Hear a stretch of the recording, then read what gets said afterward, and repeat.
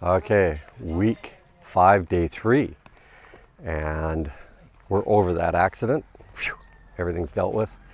Talked to the family. They're okay. Lovely family, and it'll be a life lesson for this kid.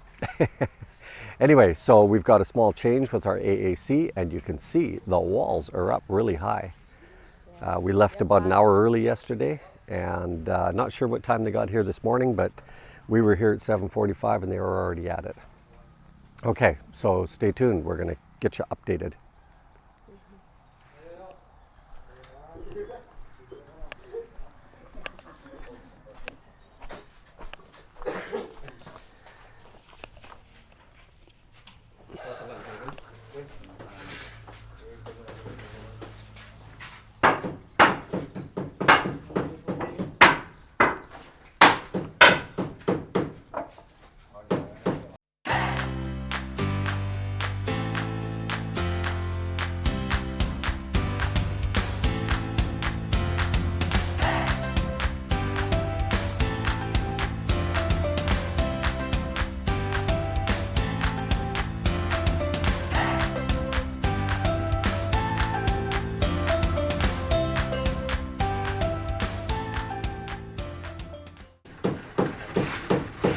Okay, so we found these brackets yesterday, and underneath here is a little piece of rebar we showed you in the other video. They drill into the column and they put this little piece of rebar in, and then you fill it with adhesive.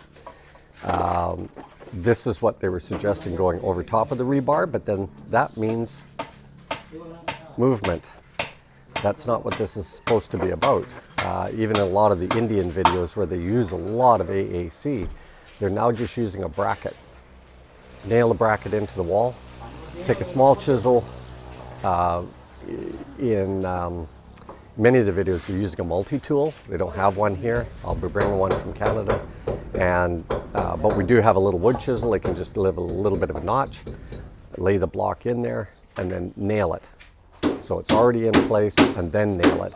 Makes it a lot easier. When they're trying to put this last piece in here, they're fiddling around trying to get around this piece of rebar, right? So anyway, so we went and found these brackets yesterday at the DIY store in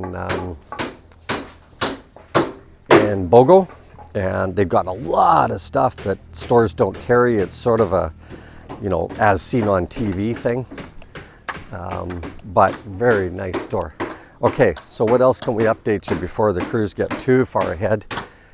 The drain is ready to be tied into. You can see the spout is there, the downspout, and the orange pipe is ready to go. We will match that up, of course, to our paint color. And Lynn and I will go off today and find a water sealant. Water sealant. Okay, it's early. No, a concrete sealant, because what happens here, and really showed up in the earthquake in Cebu, if you don't water seal, a little bit of water gets behind, it no longer adheres to the blocks, and big slabs of it come peeling off. If you seal it, you have way less chance of that happening. So above this lintel is not enough room because of all that rebar that's up there that needed to be welded onto the roof. A couple of pieces are too short, but that's okay. What we're going to do is put the AAC block on top, and it will stick out and protrude a little bit, but if you can see my finger here, we are protruding on the side of the house for the garage opening anyway. These were put in to be stronger. It's got some rebar in there, and that will make it much stronger on hanging a steel door on there. So if we go around here, Joseph and I already had a talk. He saw me pointing out that little blowout, he knew by design that he had to start with the widest spot. You don't want to chisel, you want to add. So as you notice, we've had down here was, you know, I guess it's turning out to be about 1/8 of an inch blowout when the concrete settled in there. That's okay. They plumbed it, and they will fill this block in. Okay, so that's fine. All the other ones are matching up really nicely, really nicely. So the guys already figured out the management stuff. Because of the breakage on some of these stones, they have put in mini pieces. So to cut around that stuff, they've now got nice smooth stuff. I got to teach them again. They've got to clean up the outside of this stuff before this adhesive adheres. So I'll play and do by example. Oh Christ. We asked for the tote not to be filled so that we could start dealing with this area. But we will deal with that today, even if we have to drain the tank all over the ground. Okay, we are really close. They're short by 18, but that's okay. They wouldn't have known that we were going to go up into the ceiling a bit. And at the front where that concrete is, we will finish that with concrete actually instead of AAC. So that's working out fine. And this wall is done over here.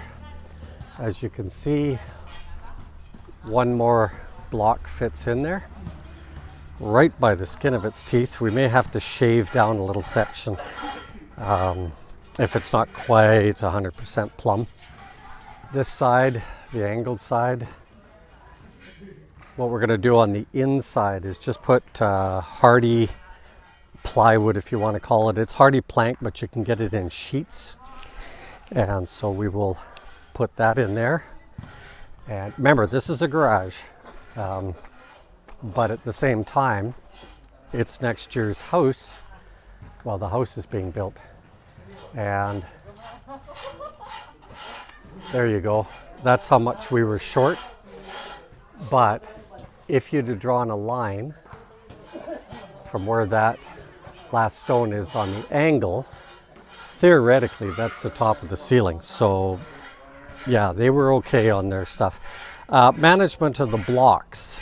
The guys weren't stacking up their cutoffs so that they knew where they could use a cutoff. As an example, we ended up filling in here with 2 pieces instead of 1. Again, no problem, because you're going to do a skim coat on all of this as well, right? But you just don't want to, from a management of resources and materials, you don't want to start building a whole wall that way. You bought them 60 by 90 for a reason, right? So Joseph is going to measure in next year's door. We want to make sure that the lintel is those top 2 pieces over there. And what we're going to do is drill down at an angle and put a couple of pieces of rebar in there to tie the 2 ends together. I have a different plan next year. I saw it on an Indian video on how to make lentils on site, and so we will incorporate that next year. Okay, that's a wrap, because our house is ready for us for next year. Everybody have a wonderful day.